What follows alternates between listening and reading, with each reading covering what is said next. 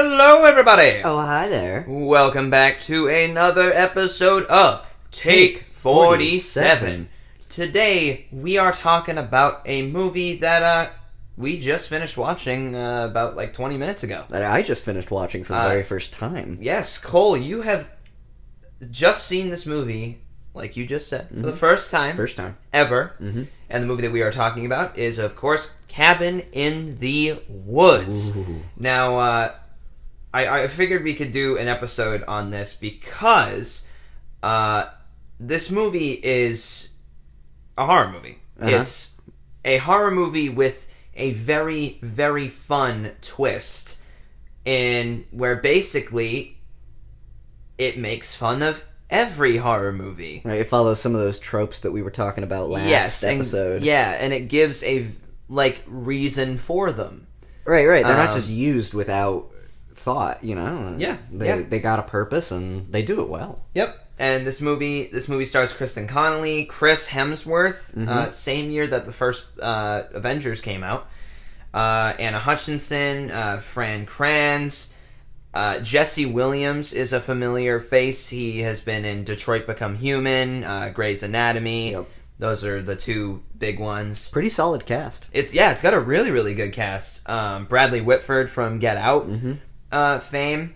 It was directed by Drew Goddard and written, funny enough, by Joss Whedon, who is, of course, the writer for 2012's Avengers, which I thought was really cool. And he also wrote Age of Ultron as well. That was the last Avengers film that he wrote. Oh, so you did the first two. Okay. Yes.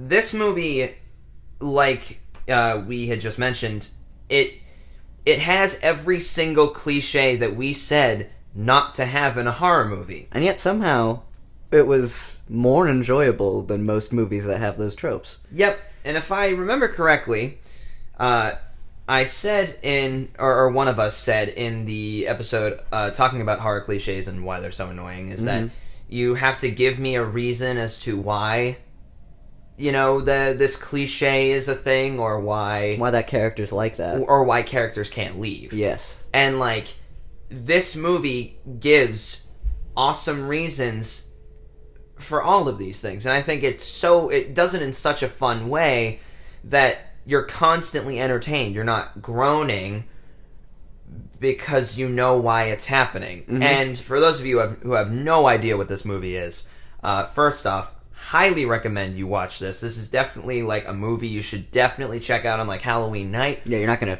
crap your pants either. Oh, 100%. I mean, it's got the jump scares, but it's a very, very fun, enjoyable movie.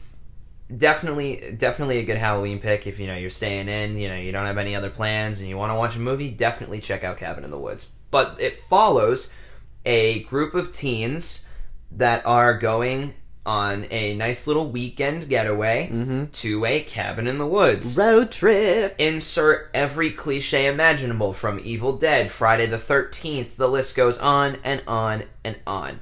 And the movie knows that you recognize these tropes because then it cuts to the team of scientists that are working, and you think you know why they're doing it. Yep. But you don't really know why they're doing it, and they tell you why, and you're like, oh, it's the same old tropes, but with brand new justifications. Yes. And that's cool. It's very cool because theoretically, when you look at it from that point of view, you could also say that every horror movie happens in this universe.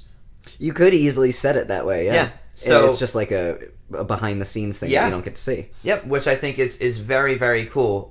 So basically, I mean, it has, like we said, just a bunch of cliches. The stereotypes are all here. You have the jock. You have the slutty character that wants to have sex all the time. You have the nerd. Yep. You have the stoner, moron, stupid character. And then you have the final girl, if you could say, or the quote-unquote, virgin, if you will. Yeah, the virgin sacrifice. And it's really awesome because technically in the beginning, they're not entirely their stereotypes. Marty is definitely the stoner 100%. I mean, but he he's shows not, up with a bong. Yeah, but he's not a fool. And Chris Hemsworth's character, I think the jock is supposed to be the jock. Yeah. But he was a sociology major, they said. He was a pretty smart guy, he just played football. Yeah. But then, of course, at the cabin, the scientists who are kind of controlling everything, as you see throughout the movie, without spoiling too much, influences their decisions in some way, shape, or form that enhances the stereotype that they are supposed to be representing. Yeah. As they say, it always comes down to their choice to do it. Exactly. There are these moments where, and it really does give an explanation, like how in some horror movies it's supposed to be nighttime, but yet it's super bright out. Like, how are you able to see everything when it's nighttime? And they have a reason for that. Like, why do you want to have sex in the woods? They have a reason for that. Why do people split up when they're being chased by a killer? They have a reason for it. Like, it's so awesome that they come up with all of these, like, ways to creatively explain stupid horror cliches that have been around for years and years now. It takes all the elements of a bad movie, and yet it's a great movie. Yeah. And the best part is that's only like the first and second half or part of the movie. It's right, the beginning there's still and a middle. whole next part that the climax wholly circumvents what I was expecting. Now, without spoiling too much, I'm actually really curious. Cole, what did you think of the last quarter of this movie? Okay, well, I mean, first of all, I really liked it. Like, my attention was on the movie from start to finish. You know, I wasn't bored at any point in time because it's quick and it's snappy. This movie doesn't even breach 2 hours, you know? And no. It's a quick movie to watch. And I think for the last part, I was asking myself, is this going to turn into a Cthulhu movie? Yeah. Is it really about to turn into a Cthulhu movie? Like, I don't know. And then, like, I even said this to you, like, I don't know who I'm rooting for at this point because I was kind of on the side of the scientists. And, like, I started the movie on the side of the teens, and I was like, nah, teens should win. But the scientists are kind of doing something that I agree with, and oh man, yep. One of these things you can't have both. No, like one person's gonna win. I'm happy with the ending. Yeah. The ending is very straightforward. It's a clear-cut end. You don't have. There's no way you can make a sequel out of it. It doesn't need a sequel. No, it doesn't. I definitely think if this movie did have a sequel, it would be incredibly just nowhere near as good as this. It just I don't know how they would because they ended it so closed. Yeah, exactly. They just didn't leave room. Yeah, which is fine. And like it's a love letter to slashers. It has so much gore. So you have the people who love gory violence in horror movies. It's right up your alley. There's a couple scenes that reference movies like The Grudge and other haunting type movies. The jump scares that they have, they aren't bad either. Like, no, it's like 3 or 4 jump scares if I remember correctly. 3 or 4 jump scares, and like you can feel that they're going to happen because of the music. And like it just makes sense in the story for them to be there. 100%. Yeah. There is almost no subtlety here, which is 100% deliberate. The movie has a really, really good pace. It sets everything up very well, and right when it gets to the point, it doesn't stop. It just keeps going, and it increases in momentum as the movie goes on up until the last, half of the movie, and it's just, all bets are off. Everyone is just... It's just so fun at the end.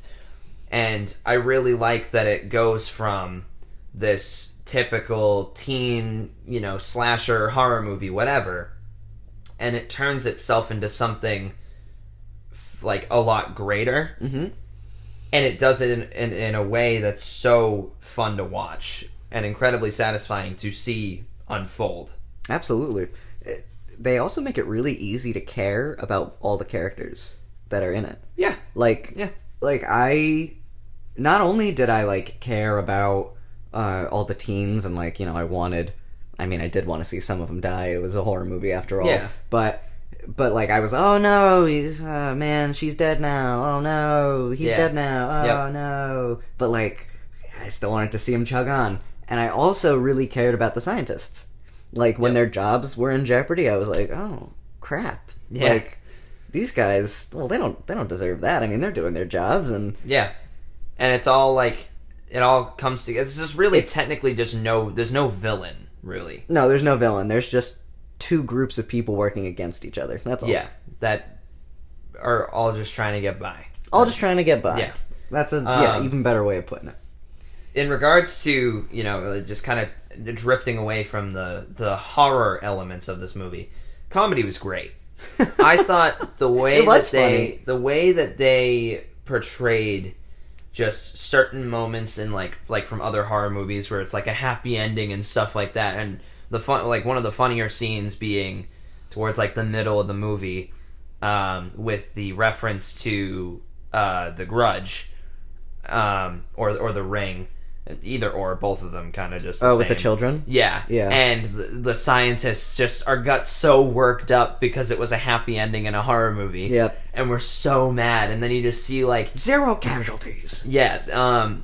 There's so many Easter eggs. Yeah, and like they're used in like a really funny way.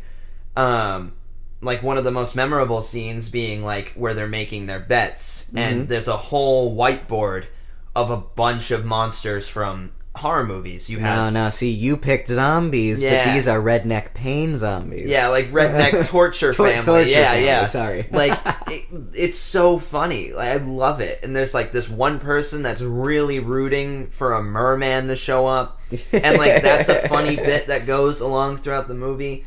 The movie is a really, really fun watch, and to be completely honest, if you're into horror movies, I feel like you're gonna really like this one, because it's just one big love letter. Heck, even if you're not into horror movies, like I'm not huge on them at all. I get scared pretty easily, and that's shut me off to a lot of them. But right, of course, you're making me watch a good few, which I'm happy about. But like, I really enjoyed this movie as a person that prefers dramas and comedy and stuff like that.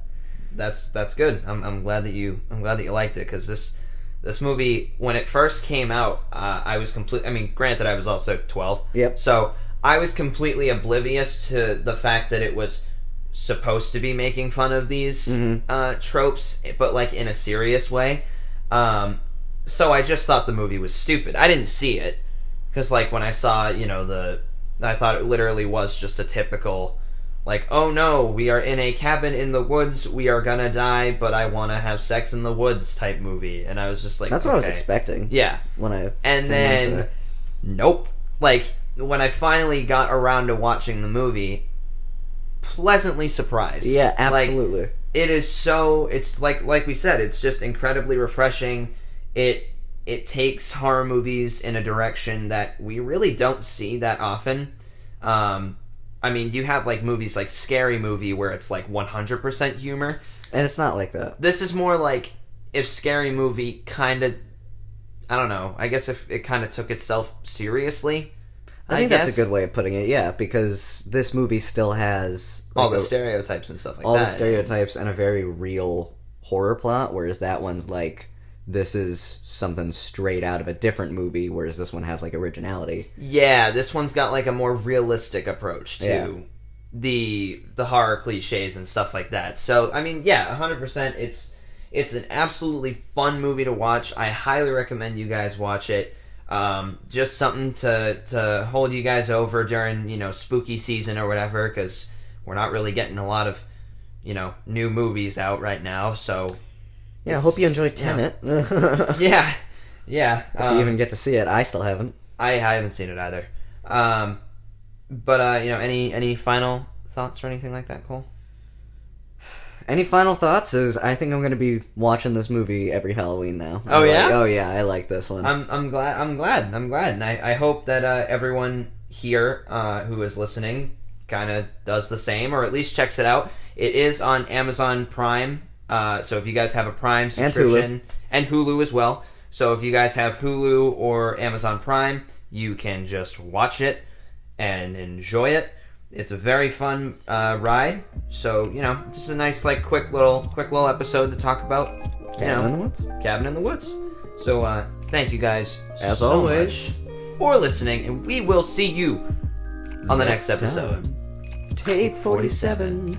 Bye, guys. Peace out.